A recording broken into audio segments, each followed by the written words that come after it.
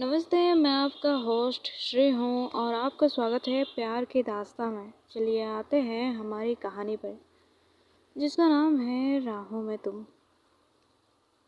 तो पिछले पार्ट में हमने सुना था वानिया और महक की फ़ोन पर कुछ बात हुई थी।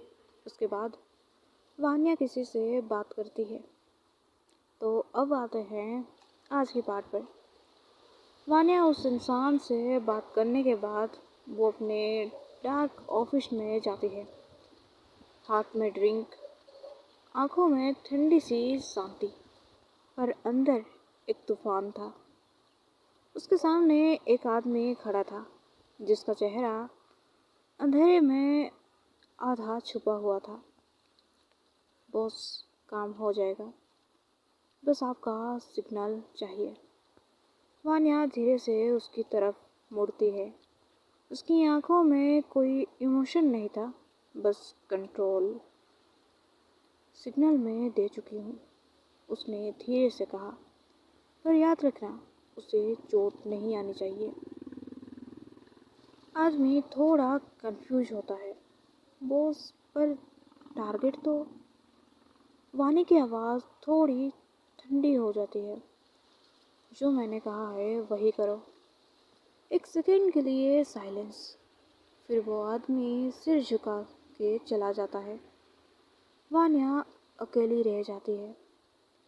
वो अपना फ़ोन निकालती है। मेहर का नंबर स्क्रीन पर देख के हल्की सी स्माइल करती है। डॉक्टर साहिबा, तुम्हें आइडिया भी नहीं है तुम किस दुनिया के पास आ रही हो। उसके बाद वानिया अपनी घर पर चली जाती है। अब सीधे आते हैं सुबह के वक्त पर। वानिया रेडी होकर ऑफिस के लिए निकल चुकी थी।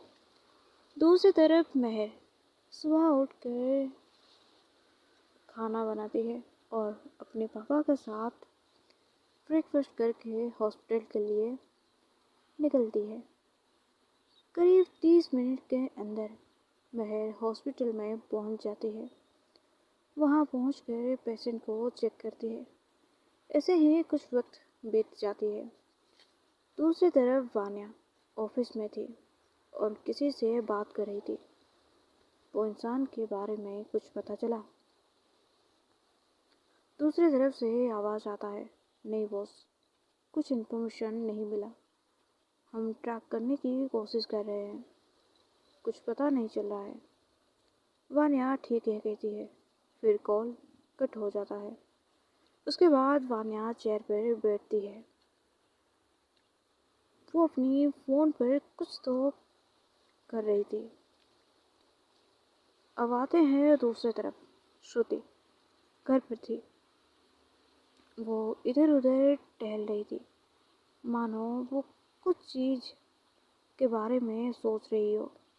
उसके बाद वो घर की बाहर निकलती है, कार में बैठती है और ड्राइवर से कहती है हॉस्पिटल में चलो। कुछ देर बाद श्रुति हॉस्पिटल के बाहर पहुंचती है। वो अंदर जाती है, सीधा महर की कैबिन की तरफ जाने लगती है। जाके चेयर पर बैठ जाती है और महर उसके सामने थी। महर को हेलो कहती है। महर कहती है, हाय, कुछ काम है? श्रुति कहती है, आपने मेरी दी को क्यों एक्सेप्ट नहीं किया? महर कहती है, क्योंकि तुम्हारी बहन की और मेरी लाइफ तो छोड़ो, दुनिया ही अलग है। श्रुति कहती है, फिर भी क्या उन्हें आप पसंद नहीं करती? महर चुप हो जाती है। श्रुति कहती है, बताइए, क्या आप दी को पसंद नहीं करते? महर कहती है, हाँ, करती हूँ, पर। श्रुति कहती है, पर क्या? मुझे पता है दी माफिया क्वीन है, पर वो कुछ भी गलत काम नहीं किया। वो तो हालात ने उन्हें ऐसा बना दिया। मुझे लगता है आपकी आने से दीप पहले जैसे हो गई है। उनके बिहेवियर पर काफ़ी सुधार आई है। प्लीज़ आप उन्हें एक्सेप्ट कर लीजिए और उनकी प्यार को भी। महर अब भी चुप थी। उसी वक्त एक नर्स आती है। डॉक्टर, एक इमरजेंसी केस आया है, आप जल्दी आइए। महर हाँ कहती है और जाने से पहले श्रुति को देख कर कहती है, मैं इस बारे में सोचूंगी। महर वहाँ से चली जाती है। उसके बाद श्रुति वहाँ से जाने लगती है। वो अपने घर पर पहुंचकर अपने फ़ोन पर कुछ देखते हुए सीढ़ियाँ चढ़ रही थी। उसी वक्त वो किसी से टकराती है। वो गिरने ही वाली थी। दिशा ने उसे उसकी तरफ खींचा। उसी वक्त दोनों की होंठ एक दूसरे से स्पर्श होती है। श्रुति थोड़ी शॉक थी। दिशा सॉरी बोल रही थी। सॉरी मैम, गलती से हो गई है। वो एक्चुअली मैंने देखा नहीं था। श्रुति कुछ नहीं कहती और फिर अपने रूम में चली जाती है। दिशा वहाँ से ऑफिस की तरफ जाने लगती है। कुछ देर बाद वो ऑफिस में पहुँचती है। वान्या की केबिन में जाती है। वान्या पूछती है, श्रुति घर पर है ना? दिशा कहती है, यस मैम। फिर वान्या पूछती है, ठीक है, कल मैं किसी से बात की थी, उस इंसान का कुछ पता चला? वो कहाँ गया है? दिशा कहती है, नहीं मैम, मैंने किसी से कहा था उसे ढूंढने के लिए, पर कुछ पता नहीं चला है। उसी वक्त दिशा की फ़ोन पर एक कॉल आती है। कुछ देर बाद कॉल कट हो जाती है। उसके बाद दिशा वान्या को देखती है। वान्या पूछती है, क्या हुआ? दिशा कहती है, मैम, उसे किसी ने मारने की कोशिश की है, वो अभी हॉस्पिटल में है। वान्या कहती है, ठीक है। दूसरी तरफ महर ऑपरेशन थिएटर में थी। वो पेशेंट की बहुत सारी खून बह चुका था। महर उस पेशेंट को बचाने की बहुत कोशिश कर रही थी, पर वो बचा नहीं पाई। कुछ देर बाद वो ऑपरेशन थिएटर में से बाहर निकलती है। वो सोच रही थी, इस इंसान को मैंने कहीं तो देखा है, पर कहाँ, ये याद नहीं आ रही थी। वो अपनी कैबिन में जाती है। उसी वक्त एक नर्स आके उस इंसान की कुछ चीज़ देती है। डॉक्टर, ये उसके पास था। पुलिस अभी तक आई नहीं है। महर उस चीज़ को देखने लगती है। वो एक लॉकेट थी। महर देख कर कहती है, ये लॉकेट मैंने भाने के पास देखी थी। तो क्या इसकी मौत का वजह वान्या है? महर सोचने लगी थी, पर उसके बाद उसे लगा ये किसी और का भी तो हो सकता है। शायद मैं ज़्यादा सोच रही हूँ। ये सोचकर वो उस लॉकेट को टेबल पर रख देती है। अब आते हैं वान्या पर। वान्या अभी भी ऑफिस पे थी। उसे पता चल गया था उस इंसान के बारे में। दिशा उसके सामने खड़ी थी। वान्या कहती है, कुछ दिनों के लिए तुम्हें मेरे घर पर रुकना होगा। दिशा कहती है, ओके मैम, पर क्यों? वान्या कहती है, मुझे लग रहा है कि श्रुति सेफ नहीं है। अगर मेरे ऊपर अटैक हो सकता है तो उसकी ज़िंदगी पर भी खतरा हो सकता है। दिशा हाँ कहती है। ऐसे ही कुछ समय बीत जाता है। वान्या और दिशा दोनों मिलकर घर पर जाने लगते हैं और दूसरी तरफ महर अपने घर पर पहुंच चुकी थी।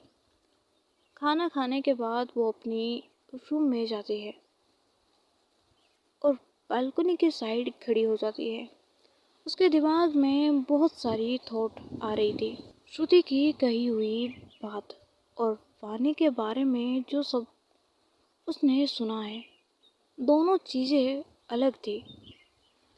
वो सोच रही थी, क्या श्रुति को वान्या के बारे में पता नहीं है, या फिर श्रुति सब कुछ जान के भी अनजान है। महर समझ नहीं पा रही थी वो क्या करे। वान्या सही है या गलत है। उसकी दिमाग कह रही थी वान्या गलत है, पर दिल ये मानने के लिए तैयार ही नहीं था। ऐसे ही कुछ देर बाद महर अपने कमरे में चली जाती है। दूसरी तरफ वान्या, श्रुति और दिशा डिनर कर रहे थे। श्रुति आज चुपचाप थी। वान्या पूछती है, श्रुति कुछ हुआ है क्या? श्रुति नहीं कहती है। दिशा भी चुपचाप खाना खा रही थी।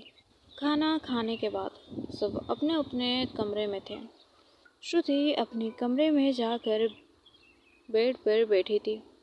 उसके दिमाग में सिर्फ वही सीन रिप्ले हो रहा था जब उसकी होठ दिशा की होठ को स्पर्श की थी। वो बार बार ट्राई कर रही थी अपनी माइंड को डाइवर्ट करने की, पर इतनी कोशिश करने के बाद भी वो सीन उसके दिमाग में आ ही जाती थी। श्रुति खुद से कहती है, ये क्या हो रहा है? मैं जितनी भी कोशिश कर लूँ पर उसके ख्याल बार बार आ रही है, और ये चीज़ मैं दी को भी बता नहीं सकती। इस कस्मोकस में वो सो जाती है। दिशा अपने कमरे में सो रही थी। अब रात के 2 बज रहे थे।